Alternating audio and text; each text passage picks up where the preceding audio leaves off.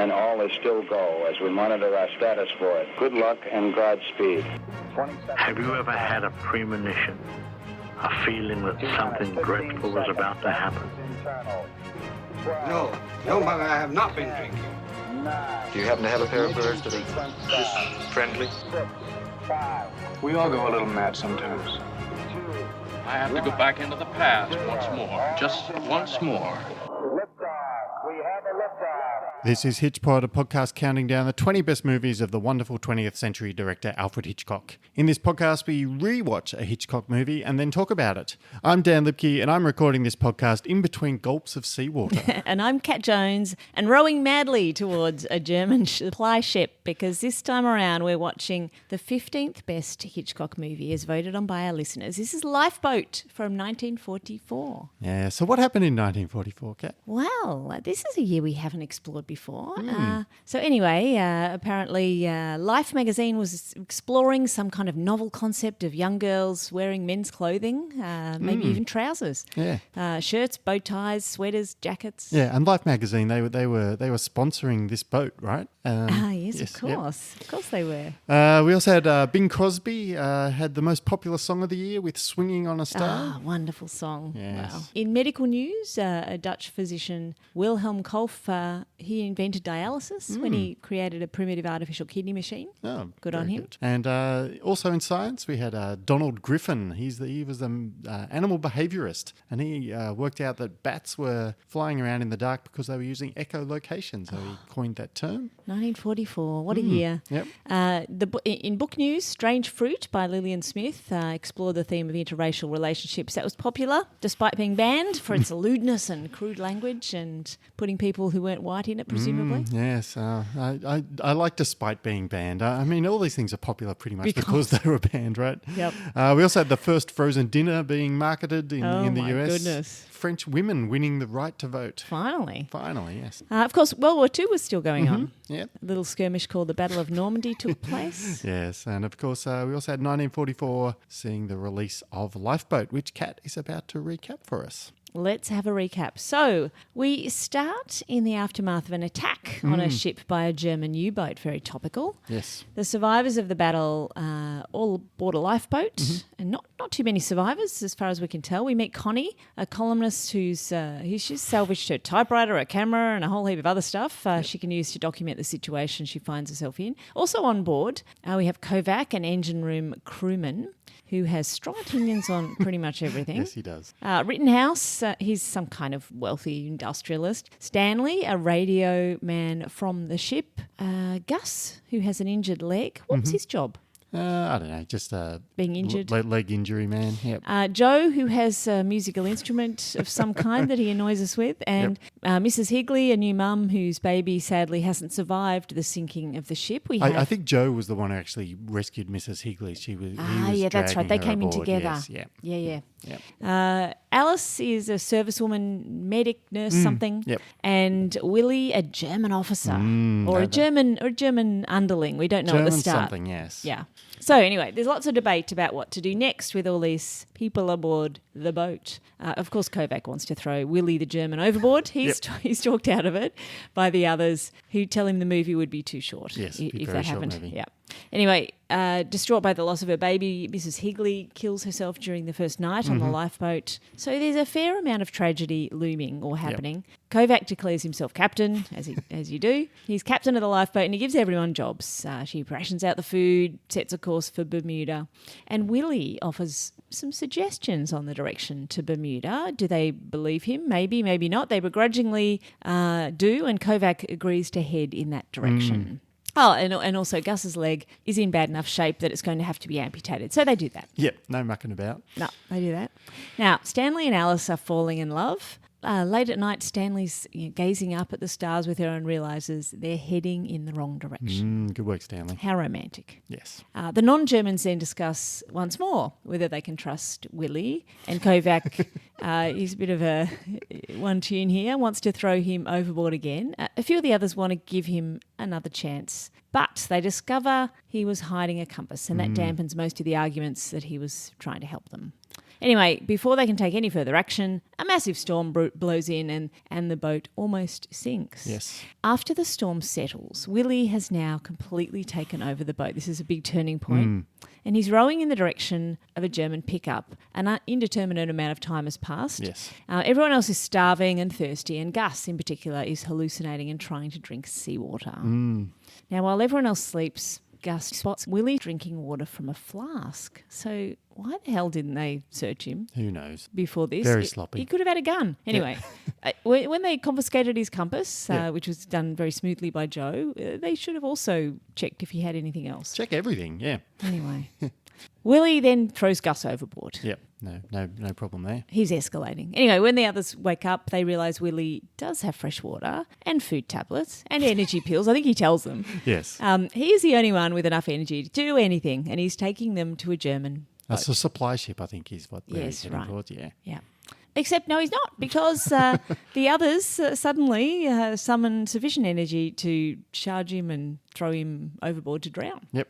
Anyway, the others now all feel pretty doomed. Yeah, Connie, because he was the only one doing anything, Yeah, so that's right. they're just kind of randomly adrift now. they've actually got rid of their leader. Yes. Anyway, Connie uses a symbolic bracelet, diamond bracelet, to catch a fish, tries to catch a fish, doesn't catch a fish, loses the bracelet instead. Anyway, it doesn't matter. They're about to be rescued, so sure, it's a German supply ship coming, but they see the ship and it's better than dying. Except here comes a US plane bombing the German... No, it's another US ship. Oh, another US ship, anyway, bombs the German supply ship into oblivion. While they wait to be picked up by this US ship, they find a German survivor from the supply ship. And we repeat, again, the question arises, can we trust him? A question answered pretty swiftly when he pulls a gun on them. He's disarmed almost Pretty definitive. immediately. Yeah, that's right. Yeah. He's just a lad. And we end the movie there with everyone waiting to be picked up by that other warship. So, very quick recap there. Yeah, just to remind you of what went on. If you want a little bit more depth, not a lot more depth, a little bit more, you can our season 1 discussion of Lifeboat, that's out from behind the paywall, so you can go listen to that if you like. Yeah, or you can watch the movie again. I'm sure you have. Your Honor, this is an armed robbery, and that would be a minimum amount of bail in a case of this type. The request is denied, Counselor. Put him downstairs, officer. Introducing PayPalaby. Next time you're wrongly accused of a crime, don't waste time with expensive lawyers and impossible searches for justice. Instead, PayPalaby it. Receive an ironclad alibi for your whereabouts with all the convenience of one PayPal payment. PayPalaby. Innocence is one click away. Time for 3 jokes and a limerick. I've written 3 jokes and a limerick based on this movie, so Kat will thumbs up or thumbs down them. I think I did well last time. I'm not sure I'm going to do quite as well this time. So I think you got 4 thumbs up last I think I did, yeah. 4 thumbs up, which was very awkward for you. Required a lot of dexterity for you to summon 4 thumbs. Yep. Anyway, here we go. Well, first I'm going to recycle. Re-listening to the previous episode that we did on Lifeboat, we did brainstorm a joke during our first recording That's of the hard movie. to believe. Yeah, so... And I remember this vaguely. I listened only a little while ago and I still can't remember the joke. So there was a tagline for the movie which was, what happens when 6 men and 3 women are alone in an open boat? And we suggested at the time that sounded like a riddle. What happens when 6 men and 3 women are alone in an open boat? And the answer, of course, is a movie that passes the Bechdel test. Yeah, no, that's a thumbs up. I like that. Yes. I like that one. So I'm recycling that one. Anyway. That's fantastic. Okay, so next joke. One of the reasons Willie was able to steer them away from Bermuda was because it was too hard to navigate by the stars. I mean, Tallulah Bankhead, John Hodiak, get yourself a Cary Grant or a Grace Kelly in there. Now they're stars you can rely on. Okay, yep, you get a thumbs up for that one. All That's right. good too. 2 thumbs up. All right, this one I'm pretty wary of. Here we go.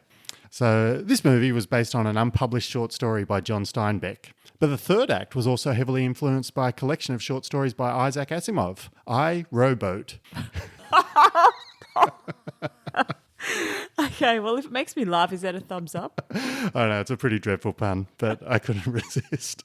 No, I'm giving you a thumbs up for that one too. All right. Well, this was the joke I was going to have in here before this is one I thought of as we were watching the movie, and I almost said it, but then I thought I'll save this for the podcast, and then I had enough jokes anyway. But so I did enjoy at the end of the movie, Stanley says to Alice, "I was going to ask you to marry me," and I kind of wish Alice had replied, "That's a relief. I only date married men."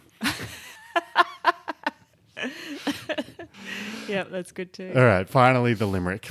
9 survivors more desperate than ever, fighting gangrene, thirst and bad weather, were sent far, of course, by the German, of course, who was smarter than the rest put together. Oh, look at that. Can you ever have a limerick that gets a thumbs down? They all need a thumb. So, yeah. No, I'm going to give you a thumbs down because you rhymed course and course. I rhymed off course with of course.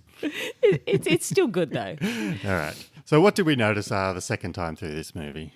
Well, I think it opens pretty brutally, doesn't it? It's like the brutality of war, the dead baby. That's full on. I'd forgotten about that bit. So yeah, that's I'm kind of amazed that that's part of the movie. It's very dark. Yeah, it's very dark. And I think we both forgot that Willie gets thrown overboard. I just assumed he was torpedoed or something. My memory was, and this is some kind of Mandela effect or something. My memory was that he rowed them pretty much all the way to the supply ship, and then it was only kind of at that point that I had no memory of the second German guy being picked up. So I clearly, whenever we first watched this, important details had had skipped from my memory. It is better that they throw him overboard and they make a decision rather than him just dying for some other reason. Yeah. What about the other characters? Yeah, the other characters, none of them were particularly likeable. No. Kovac was terrible. I don't think I liked him the first time through. No. I liked him even less this time through. And of course the romance with Connie just completely didn't work for me. No, I'm not shipping that. I'm not even lifeboating it. Yeah, no, definitely not. Yes. Yeah. But we kind of did wonder, why did they let Kovac be in charge? Like there were all kinds of possibilities. And there's this thing about loud white men through the course of history. If you shout enough and you're white and you're a man, then you get put in charge. I guess he was the loudest. So of the other 8, or of the 9, I guess, that were in the boat, who would we prefer to have in charge? And I thought we did contemplate doing a kind of draft here, but I think it's more fun to rank them together. Okay. So we do have Connie, who's a rider. We've got Gus, who's about to lose a foot. We've got Willie, the German. Kovac with the chest tattoos. Alice, who's a nurse. Rittenhouse, who's rich. Mrs. Higley, the new mother. Stanley, who is meek, but he can navigate by the stars. And we have Joe, whose skill is playing the recorder or something. Yeah. So who's the best person to have in charge out of that lot? Is it Stanley? I think being able to navigate by the stars is pretty useful. If you can get everybody to listen to him, then I think he's very useful. But maybe it should be Willie. I mean, at least his plan involving the German supply ship got them closer to the US ship. Yeah. I mean, yeah. I think it's definitely between Willie and Stanley, because Willie's got like the energy, he's got the plan. He's comes in with a plan. He knows exactly how he's going to get rescued. Stanley's useful if you want to go somewhere else. If you want to try the Bermuda plan, I guess he's useful there. That's right. So let's put Willie at 1 and Stanley at 2. Okay. Let's see how low Kovac goes in this list. Yeah. Who would be the next best option if those two weren't available, if they fell unconscious? I think Connie at least can make a decision. Connie does make a decision. I was also looking at Alice. Alice. Alice is very useful as a nurse, but she doesn't do much else, right? So She she could much keep them else. all healthy. Yeah, she was sensible. I think I'd put Connie and Alice next. Okay, so Connie 3, Yeah. Alice 4. Yeah, let's do that. Now Rittenhouse is kind of the next tier of candidate, because He's been in charge of something. he's been in charge of something. He runs Yeah. businesses. He must know how to lead from the front. I think he started it. He was kind of the first person who was in charge. I think he was the one who actually divvied up all the jobs at the beginning. Maybe, And then yeah. Kovac said, "No, I'm taking over because I'm as you I've say, got tattoos. I'm a white man." Yeah. So Rittenhouse. Yeah, Rittenhouse, yeah. Rittenhouse. I mean, comes the ones that are feeble, Mrs. Higley, Gus, we really can't put them in charge. Yeah. So Joe, I think, has to come in next. Joe comes in next. Yeah. Yeah. Joe comes in above Kovac. Yeah, definitely. I mean, at least he's got a musical. Teaching some decent tunes. He might be able to entertain us somehow. He was good at thieving the compass. Yeah, that's true. He would have had if he was in charge, he might have had those bottles of water and Yeah, that's tablets. true. Yeah, yes. So maybe we'll bump him up above Rittenhouse. Yeah, let's bump All right, him so up. Rittenhouse, Because Rittenhouse is just a rich person. He may not actually didn't really have any do anything, skills. did he? Which I think was part of the point. Yeah. All right. So now we've got Mrs. Higley, Kovac, and Gus. And I still want Gus ahead of Kovac. At least Gus is chirpy. Yeah. So now it's doing on He's number 8 out of 9. Yeah. I mean, he's the only one he's better than. The only one he can be in charge of is Mrs. Higley. And I reckon let's give Mrs. Higley the job because it gives her a purpose in life. She needs a purpose in life following the tragic death of her baby. So she comes in. Kovac, you're number 9 out of the list.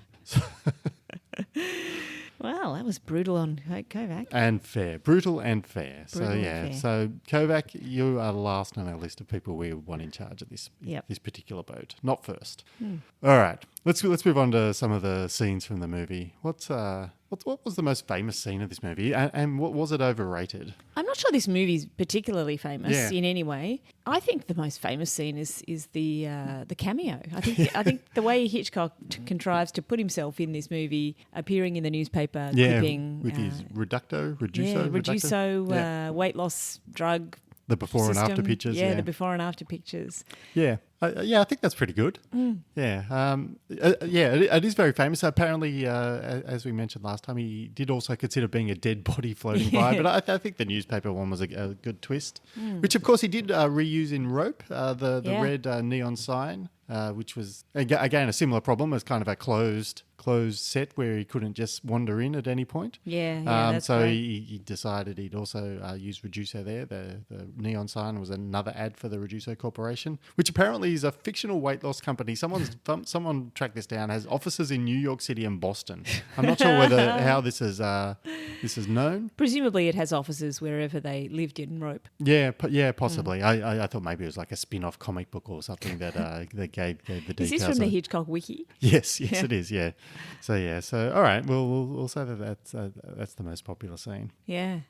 We may come back to Reducer a little bit later in the episode. Yes, Spoiler. could do. Yeah. What's an underrated scene for this movie?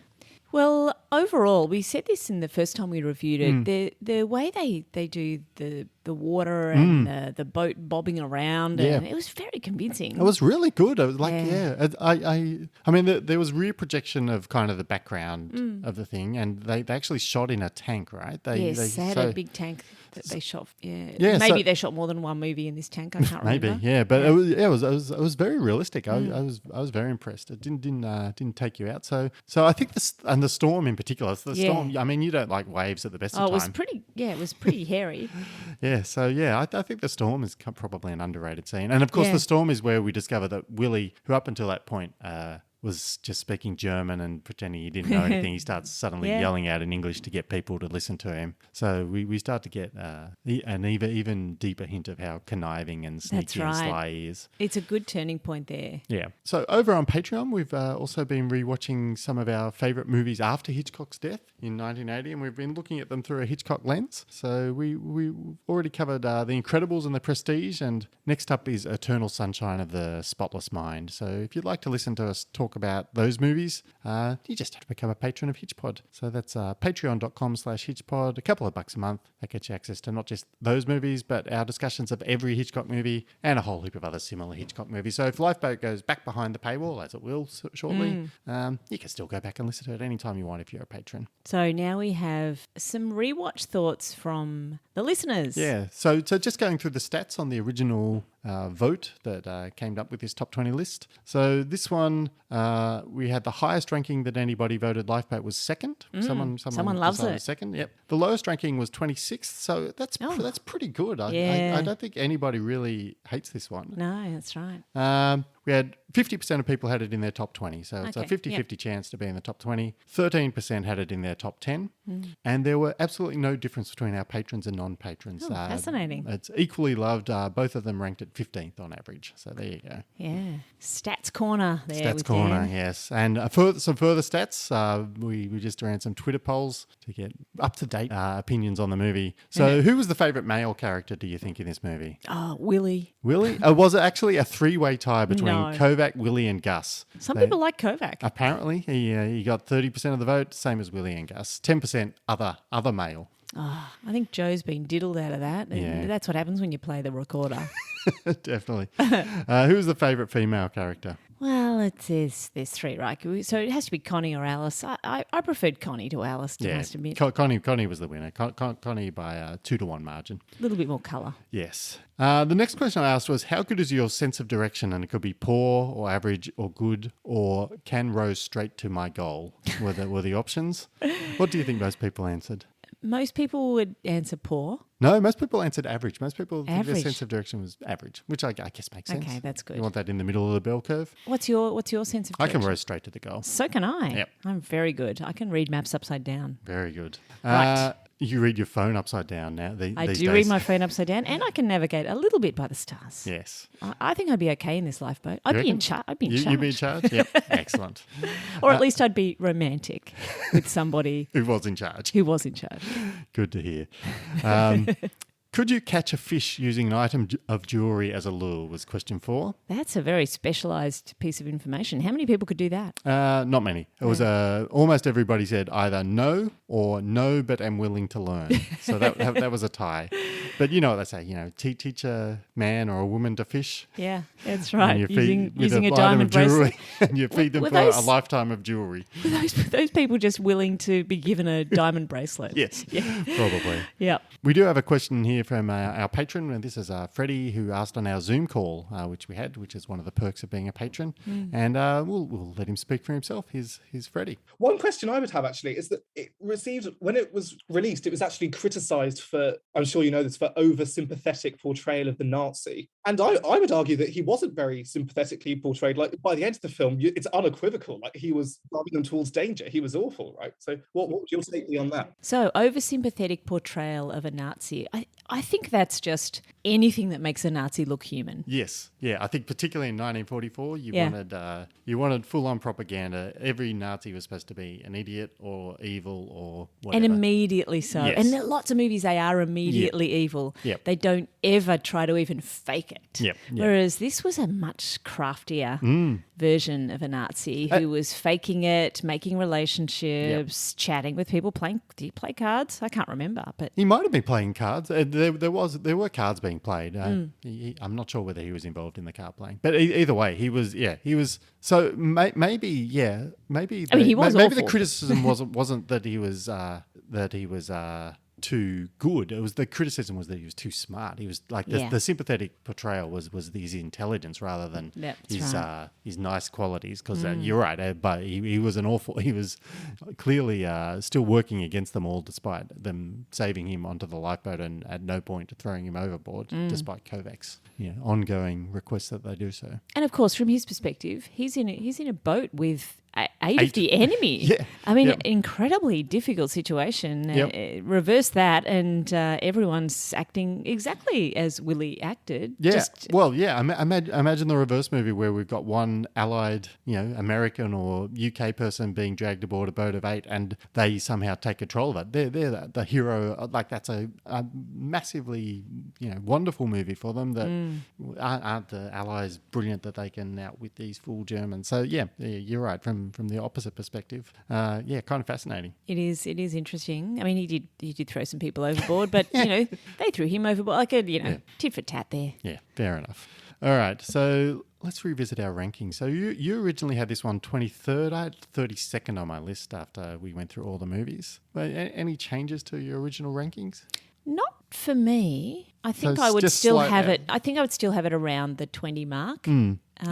You've ranked it lower than any of our other patrons, though, right? Yeah, I think so. Yeah, and I think maybe I was a bit too harsh. I think the first time around I didn't buy how easily Willie kind of took control of the boat. That didn't seem to bother me that much this time. So I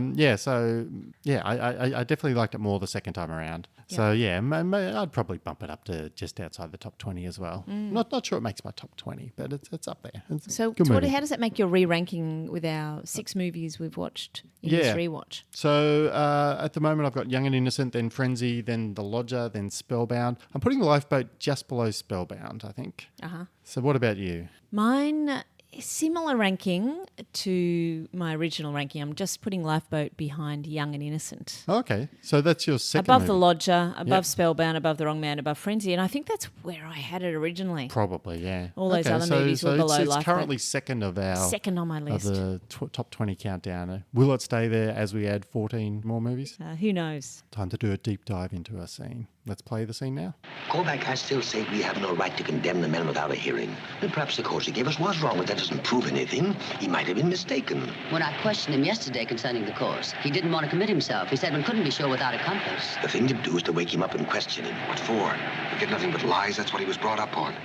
And I was brought up on the idea that a man was innocent until he's proved guilty. What do you want me to do? Appoint one of us to be his lawyer? But don't you see without a compass? Mrs. Porter, remember yesterday you looked at your watch and told the German the time? Yes? Did he ask you the time? Of course he did. That's funny. What's funny about it? He had a watch of his own. Well, what of it? If he had a watch, why would he have to ask Mrs. Porter for the time?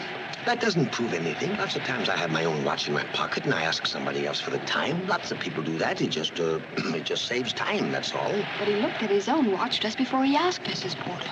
Perhaps his own watch stopped. I remember when he asked for the time, he took a squint at the sun. What are you trying to do, convict a man because he looks at the sun? Is it a crime to ask for the time? Certainly not. What time is it?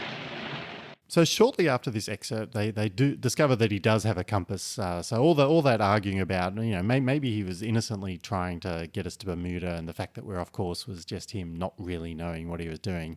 That kind of goes overboard, that theory. But now we kind of get the fundamental debate of the movie, right? The fundamental debate is it's all about, can you trust somebody, or should you make decisions on the motivations of somebody based on their background, right? Yes, indeed. So he's part of a broader group and he's got a job to do, and he's also outnumbered, as we mentioned before. Yep. So can you trust his individual character? Do you know it? Can you judge it? Yep. Or do you need to just say he's one of them and that's the way we act? And not everyone in the boat, this is very important, not everyone in the boat is in the services either. Yes. So these are civilians, so they haven't had all of that drummed into them or seen other things happen in the context of war. So I think that makes it a more interesting question. Yeah, it's a really good debate. So obviously, like in modern society, we lean, you don't stereotype anybody. You should treat them as an individual.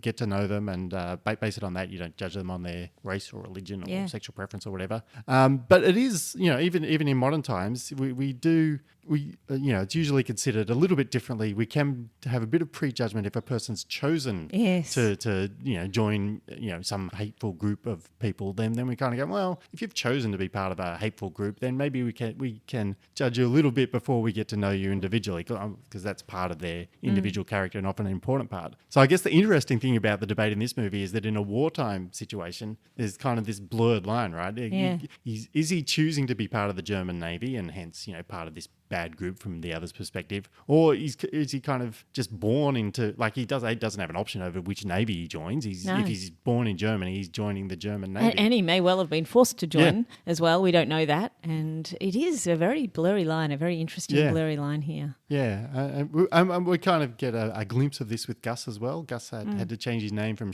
or he didn't have to change, he chose to change his name from Schmidt to Smith, so he's kind of rejecting his German heritage. I think it's a really interesting question. So that's good. That's right. And just as we're exploring this interesting question and getting into the depth of it, Kovac just goes, nah. That we're overruling everyone. I'm the captain, and then storm comes. Nature intervenes as well. But the whole this is not a black and white movie that Hitchcock has created here about despite war. It being a black and white movie. Yes. Yep. Yes. Yeah, one of Hitchcock's strengths. And there were plenty of other wartime movies that did the same thing, looked at ambiguity of war, but there were the vast majority of the wartime movies were very straightforward. Yes. Write a screenplay. Cast your star. Shoot a picture. But look out. The wicked censor will try to stop you and ruin everything. Play the secret Hitchcock card game in one continuous take At your next dinner party, Secret Hitchcock. Don't forget the cameo. All right, so before we get to the Hitchcock do-over, happy birthday to Vertigo, which turns 65 years old this month. And will we see Vertigo later in the countdown, Kat, do you think? Do you think it'll make the top 15 Hitchcock movies? I think it probably Top will 14? make the top 14 or 15, and we have a Vertigo game to play. Yes. I did just, you just gave me the Vertigo game for my birthday. Or maybe, given that it's Vertigo's 65th birthday, maybe it was given me as a player. Oh, yes. Anyway, I'm not sure how closely the game sticks to the plot of the movie. I suspect it not particularly closely, but anyway, we'll play it and we'll keep you posted. That's right. This is an Xbox, PlayStation game. We hopefully we'll get a chance to play it before Vertigo appears in the countdown. Yes. Yeah, well, I would imagine we've got a while before we get to Vertigo. No spoilers on that. Anyway, this is the do-over. So Hitchcock liked to redo ideas from his movies. So he's got 79 years to think about Lifeboat. What would he do differently if he was trying to make it today? Assuming he was still alive. He's still alive. He's making Lifeboat again today, and I think he's still setting it in World War II. There's not many options here, and why not do a historical movie? He's doing it in colour. Yeah. Basically the same premise. So he may change some of the characters in the boat. Yeah, I don't think you have to change them too much though. Like I think it's a pretty good group of characters. Like there's lots of random conflict from different characteristic types. I mean, you might make Kovac and Connie a little more likable, so that their romance makes a bit more sense. But we did debate whether Connie might be an influencer in a modern day, but I think she'd still be a journalist. Yeah, maybe. Yeah, I do think he could play more with the ambiguity of Willie's trustworthiness and like stretch that out a little bit longer. Like I know that he prefers to have the tension arise from the audience knowing, but the character's not. But in this kind of situation where like all the debate between the other characters is whether you can trust him or not, isn't it more fun if we don't know too and we can choose our side in the debate? Otherwise it's just, see, these characters are right and these characters are wrong. I think it's more fun if we don't know which characters are right and which ones are wrong. Can we trust him? Is he a scumbag, or is he trying to get them to Bermuda? Is he trying to help? So I think that'd be more interesting. And every character needs to do a bit more heavy lifting, I think, in this boat. Not with the tasks, but with the plot. So they all need to have their own little private tussle with, is he trustworthy? Is he not? Yep. One needs to connect with him over a photo of his daughter and someone. Like there needs to be a little bit more, I think, of that going on. There was some of the they were just passengers, right? In this movie, they didn't do much. Literally passengers in every sense of the word. Indeed. And I like the idea that as you said, we can't trust him maybe till the very last. Or we never find out. Maybe we never find out. It remains ambiguous. He's taking them to the German supply boat, but other than that, is he really a bad guy? Yeah. What about modern actors? If he was recasting this movie for modern audiences, who would you come up with there? Well, as always, I'm recasting Alice with Florence Pugh. Yes, yep, of course. She's in every Hitchcock. She's going to get the record. She's going to get the record for the most appearances in a Hitchcock movie. Yep. Hitchcock loves her. Yes, definitely. I'd like Willie to be played by Christoph Waltz because he was the main German villain in Inglourious Basterds, and he was terrifying. Was he? Oh God! And he was like, So I and he had the accent. Yeah, he's got the accent. I think he's very good. Yeah. Who else? Let's say I'm going with Connie. And who would I cast Connie? These are fun, actually, casting Connie. A lot of options here, but I would prefer her to be Michelle Yeoh. Oh, yeah, that'd be good. Yes. Yep, I think she'd be really great. Yeah, very good. Lots of attitude. Yes. Well, what would be interesting there would be, because she was Asian, like whether they trust her as well. Oh, yes. That adds another element to it. I think that adds a good element there. Even if she's got, this established career as a columnist. Yes, or whatever. And also she's the one speaking German. I think that really adds a lot to the story. Yeah. I guess the final one I've got here is Daniel Day-Lewis as Gus. I only want this so this movie could be a companion piece to my left foot. So in one movie, all he can do is use his left foot. In this movie, he loses the left foot. Put them together. He gets a complete set. Yes. Or no legs at all. One or the other. What about a sequel? How can we sequelize Hang on, do I have to give you a thumbs up on that joke? Or a thumbs? You're getting a thumbs down. Okay, fair enough. Fair enough. What about a sequel for the movie? Well, I think we usually consider follow-up on the romance. So let's see what happens with, was it Alice and... Stanley, yeah. Alice and Stanley. Connie and Connie and Kovac. Connie and Gus is Connie and Kovac. That's a very short movie. I think that's they get back to the boat, they have a shag, and that's it. That's it. Yeah, They don't make it off the US supply ship. Yeah, you can put that in a post-credit sequence for this one these days. That's it. Yep. I'd actually like to see a sequel where the MacGuffin was like the formula for Reduso. Yes. So I actually think you could make like a fun modern movie that kind of was an homage to Hitchcock. If somebody in a modern movie discovered that Reduso was real and could cure an obesity epidemic, and they start investigating it, they go to the Hitchcock estate. It's like, where did he get this Reduso? And they start tracking it down. Yep. Kind of blur reality and fiction a little bit there. I'm sure this movie's coming because there is such a drug. Yeah, well, there you go. It's called Ozempic or something, and everyone's taking it for diabetes and something else. And so this movie must be coming anytime soon. Yeah, well, I think so that'd be good. Hitchcock invented that drug. Yeah, so I think that's good. I think you've got someone hunting around for this pill. That's your MacGuffin. Yeah, I think that's good. Was it a pill? Was Reduso a pill? I have no idea. I'm assuming it was a pill. Let's say it's a pill. Not enough information on the Hitchcock wiki there about Reduso. Yes. What about a prequel? I don't know. Well, we do know that Alice was having an affair with a married man in London, right? Alice the nurse. Yes. So I think there's some kind of wartime rom-com in this affair. I like the idea that her boyfriend's wife is a hypochondriac who keeps coming into the doctor's office and bumping into Alice, and Alice has got to pretend not to know her, and she's always complaining about these made-up ailments, but also complaining about her husband at the same time. So she's kind of balancing, trying to keep the husband secret, but also tell her that these ailments are just all made up. So I think there's something there. I think you have a little bit of fun with that. Let's hope there's someone listening who can make that happen. Yes. What about kind of a Netflix 8-part TV series? We talked about this and workshopped it a little bit during the movie. That where are all the other lifeboats? Yes. Right. So there must have been some others surviving the ship sinking, and so we need some kind of series where you get 8 parts and one in each of the 8 lifeboats. Yeah. People connected between the lifeboats, linking it all together. Like the father of the dead baby or something. Yes, that's right. So all these relationships from all these lifeboats, and we slowly get backstories and reveal how they're all linked. And I don't know how it ends, but they come together somehow. They're all rescued at the end. This would be this is a very good premise. A little bit limiting on the set. Yeah, that's all right. You build one set and you're away. You could have like German spies and survivors on board, each of them. And different concentrations. So in some of them, they're more Germans. All Germans, yeah. I think that's good. Yes. All right. So what should we watch next? So if you enjoyed Lifeboat, which I think most of our listeners do. If you haven't got enough of big waves and people drowning and so on. What other movies might you like? Well, in 2017, of course, Christopher Nolan, he's our second favourite director, isn't he? He came out with Dunkirk, and that was a pretty good movie, solid movie. Another wartime movie. The story of the miraculous evacuation of Allied soldiers from Belgium, Britain, Canada and France. And harrowing in its own way, Going back in time, back more towards the 20th century, we've got Run Silent, Run Deep from 1958. This one stars Clark Gable and Burt Lancaster. And this is about the captain of a submarine sunk by the Japanese is finally given a chance to skipper another sub. And he's got a single-minded determination for revenge against the destroyer that sunk his previous vessel, which puts his new crew in unnecessary danger. So I think that's a bit of revenge and wartime... boatery.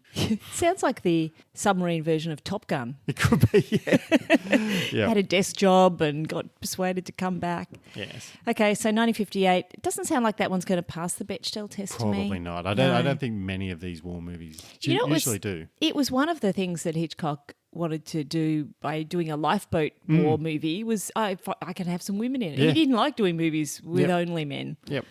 But another one, almost certainly with only men, is The Enemy Below in 1957. This is an enemy destroyer escort commanded by Robert Mitchum, detects a German U-boat, and there is a prolonged deadly battle of wits, which sounds kind of interesting. Anyway, if you didn't like Lifeboat, then don't watch those movies either. But you can watch our next movie that we're going to cover, right?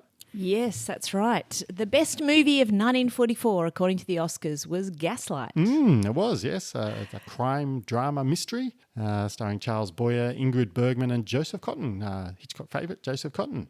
And there are some websites that will tell you that Going My Way won the Oscar that year. I mean, even Wikipedia and IMDb claim this, which is pretty embarrassing for them, right? Yeah, that's right. It's a bit weird. Gaslight was definitely the best picture winner that year. Yeah, Gaslight won. Don't believe anything that says Going My Way won. No, and that's what we'll be covering next month. We're going to face off between Gaslight and Lifeboat, which was the better movie. We'll go through all the major categories: Best Picture, Best Director, Best Actor. Did Gaslight win all of those? Yeah, I think Gaslight won all of them. Gaslight swept the Oscars that year pretty much. We're going to see if Hitchcock was robbed. Almost certainly he was. Yes, so tune in to hear us talk about Best Picture, Gaslight. And until then, I'm Dan Libke, navigating by the stars. And I'm Kat Jones, willing to amputate a foot. Thank you for listening to HitchPod. Please come and talk to us on Twitter at HitchPod Tweets or on Facebook by searching for HitchPod.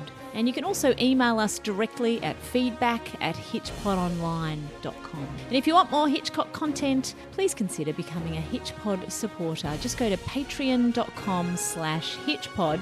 And for as little as $2 a month, you can get access to our Season 1 coverage of every single Hitchcock movie, as well as bonus episodes on Hitchcock-esque movies. Invitations also to watch live rewatches and much, much more. Connie, will you keep the ship's log, please?